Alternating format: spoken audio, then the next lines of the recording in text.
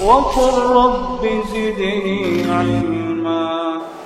معاشر المسلمين أعزني الله وإياكم.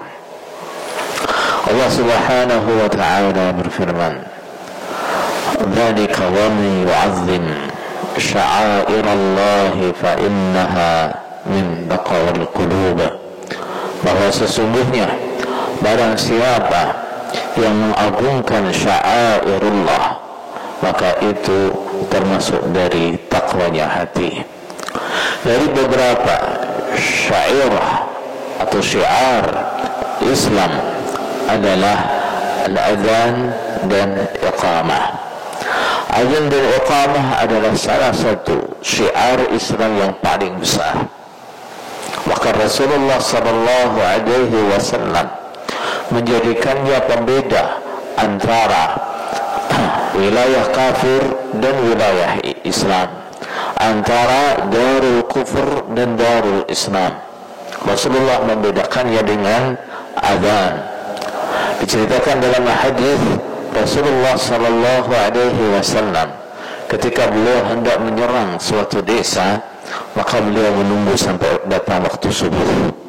Ketika datang waktu subuh, kemudian terdengar azan, maka Rasulullah sallallahu alaihi wasallam tidak jadi menyerang. Ketika waktu subuh tidak terdengar waktu azan, maka Rasulullah sallallahu alaihi wasallam melanjutkan menyerang kampung itu.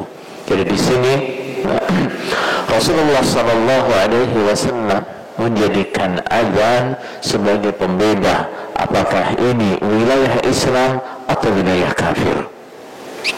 Adapun tentang hukum azan dan iqamah, di antara ulama memang terjadi perbedaan pendapat. Sebagian ulama mengatakan itu adalah wajib kifayah. Jumhur ulama mengatakan itu adalah sunnah yang muakkadah. Akan tetapi saudara sekalian, yang kita bahas di sini bukan masalah apakah azan itu wajib atau tidak, iqamah itu wajib atau tidak, tapi yang hendak kita bahas di sini adalah adab-adab kita ketika kita mendengar azan dan iqamah. Rasulullah sallallahu alaihi wasallam bersabda, "Idza sami'tumul muadzin atau idza sami'tumun nidaa faqulu mithla ma yaqulul muadzin." Ketika kalian mendengar azan, maka ucapkanlah sebagaimana yang diucapkan oleh muadzin. Bagaimana maksudnya? Maksudnya adalah seperti yang diriwayatkan dalam hadis yang lebih lengkap, yaitu Rasulullah sallallahu alaihi wasallam bersabda, "Idza qala al-muadzin Allahu akbar, Allahu akbar." Ketika muadzin mengatakan Allahu akbar, Allahu akbar, maka kalian menjawab Allahu akbar, Allahu akbar. Baik. Wa idza qala asyhadu an la ilaha illallah, ketika muadzin mengucapkan asyhadu an la ilaha illallah, maka kalian mengucapkan asyhadu an la ilaha illallah. Ketika muadzin mengucapkan asyhadu anna muhammadar rasulullah, kalian mengucapkan asyhadu anna muhammadar rasulullah. Ketika muadzin mengucapkan hayya 'alas salah, maka kalian mengucapkan la haula wala quwwata illa billah. Ketika muadzin mengucapkan hayya 'alal falah, maka kalian mengucapkan la haula wala quwwata illa billah. Ketika muadzin mengucapkan Allahu akbar, Allahu akbar, kalian mengucapkan Allahu akbar, Allahu akbar. Ketika muadzin mengucapkan la ilaha illallah, maka kalian mengucapkan la ilaha illallah. Dalam hadis itu Rasulullah sallallahu alaihi wasallam bersabda, barang siapa yang mengerjakan itu, maka dia akan masuk surga. Maka dia akan masuk surga. Amalan yang sangat ringan, amalan yang tidak mengurangi waktu kita, tapi ada fadilah, keutamaan besar di baliknya.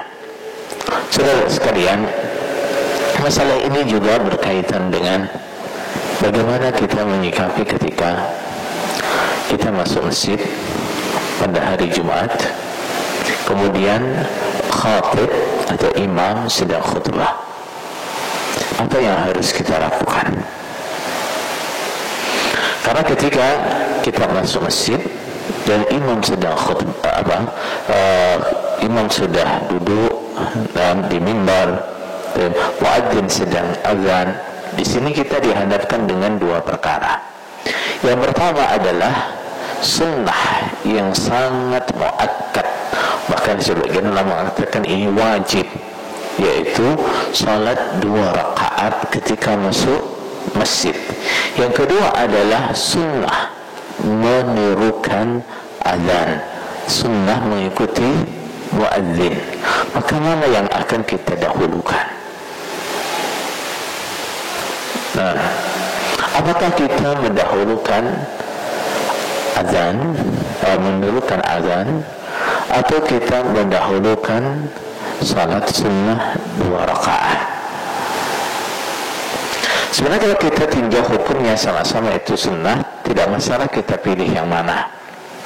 Tapi masalahnya kita akan berhadapan dengan masalah yang ketiga, yaitu wajibnya mendengarkan khutbah. Kalau mendengarkan khutbah hari Jumat, hukumnya apa? Wajib. Hukumnya wajib.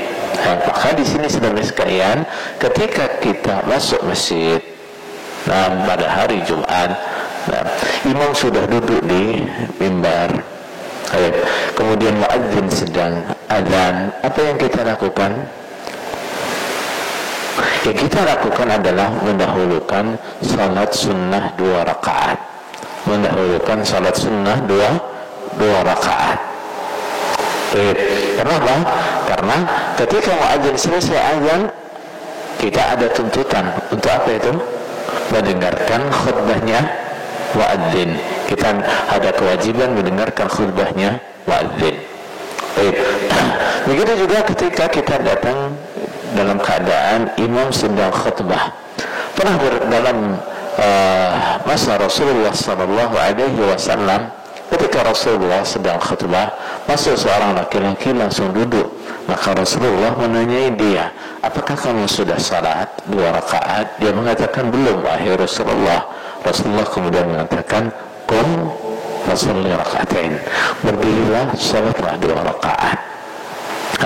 Dari sini saudara sekalian, sebagian ulama kemudian bersimpulan berarti 2 rakaat tahiyatul masjid itu wajib. Kenapa? Karena mendengarkan khutbah hukumnya wajib. Sesuatu yang wajib tidak ditinggalkan kecuali dengan sesuatu yang wajib. Nah, Rasulullah di situ memerintahkan orang yang datang ketika beliau khutbah, memerintahkan dia untuk salat sunnah 2 rakaat, salat 2 rakaat dulu. Padahal beliau sedang khutbah. Ini menunjukkan bahwa 2 rakaat itu wajib. Walaupun jumhurnya ulama atau mayoritas ulama mengatakan bahwa salat sunnah tahiyatul masjid atau salat tahiyatul masjid itu hukumnya sunnah, tapi sunnah yang muakkad. Artinya sunnah muakkad, sunnah yang mendekati wajib. Kita kembali ke masalah khutbah.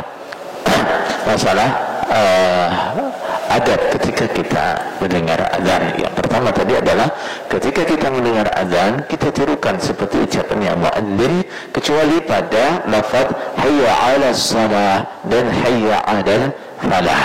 Lalu ketika muadzin selesai dari azannya, apa yang kita lakukan?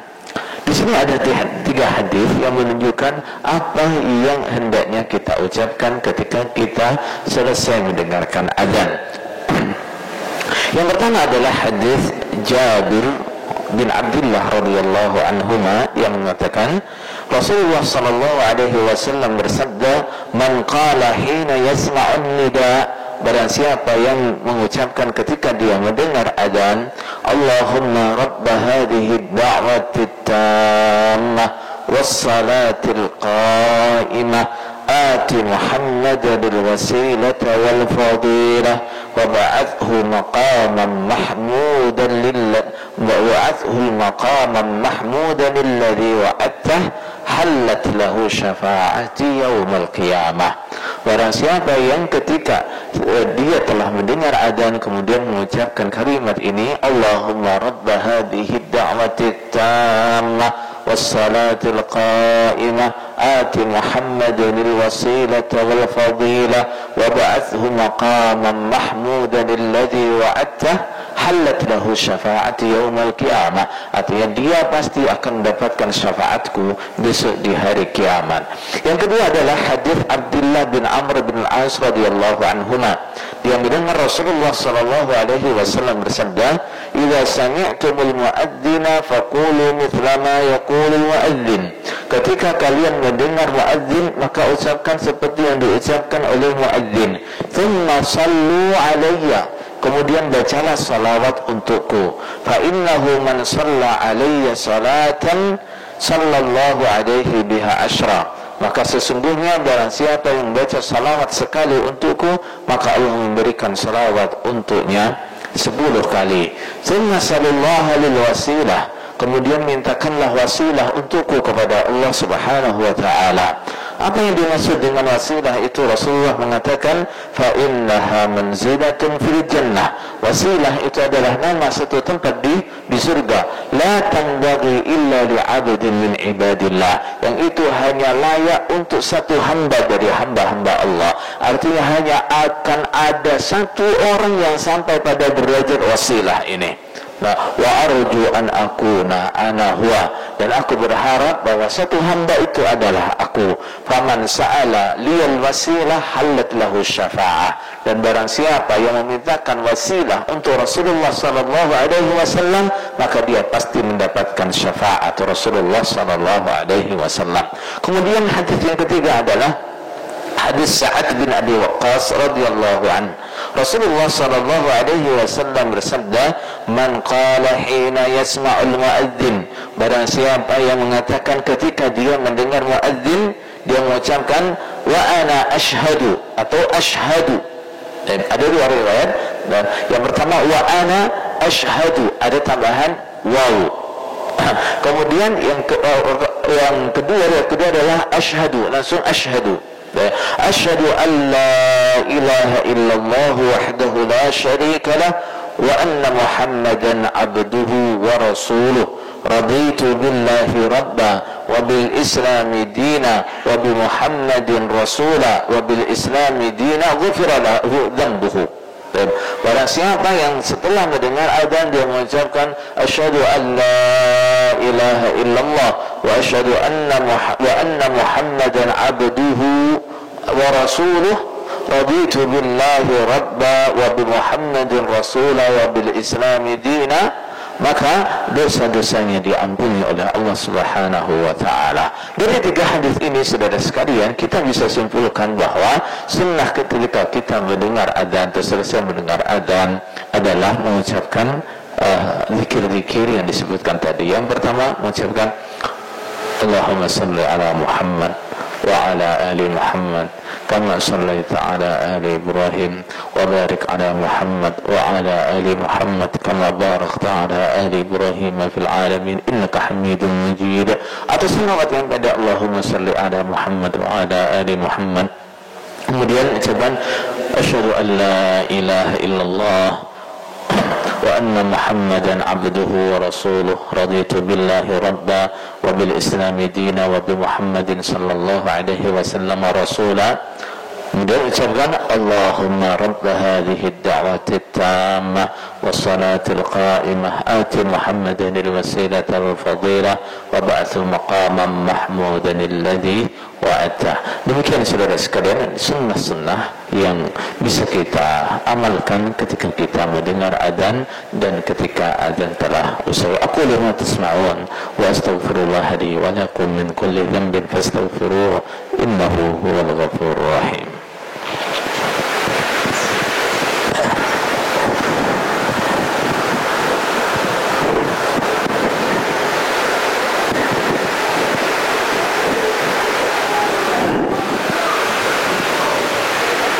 Alhamdulillahi Rabbil Alamin wal aqibatu lil muttaqin wa la adwana illa 'alal zalimin. Asyhadu an la ilaha illallah wa asyhadu anna Muhammadan 'abduhu wa rasuluh sallallahu alaihi wasallam wa ala alihi wa ashabihi. Amma ba'd. Saudara kaum muslimin rahimanillah wa iyyakum.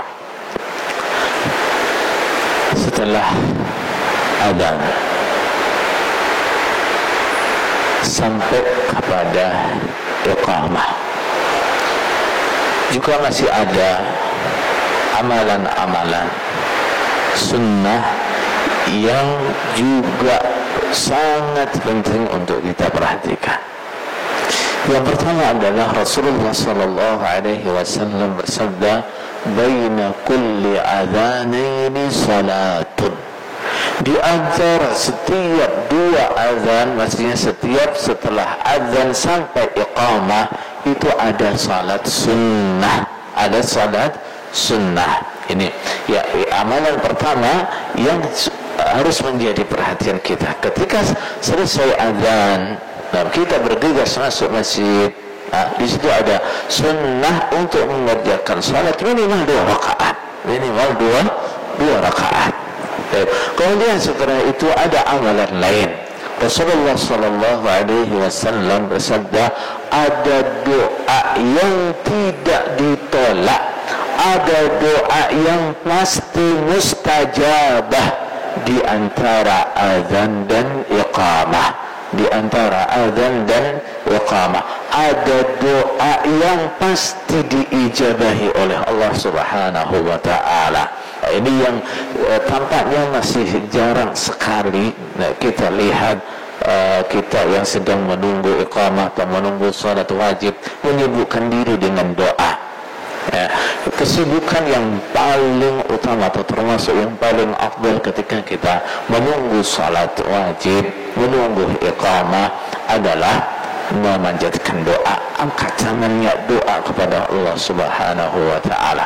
Dan ini lebih afdal daripada membaca Al-Qur'an atau daripada zikir-zikir yang lain. Yang paling afdal adalah doa. Kenapa? Rasulullah sallallahu alaihi wasallam mengatakan ini adalah doa yang tidak akan tertolak dan waktunya sangat pendek, hanya di antara azan dan iqamah.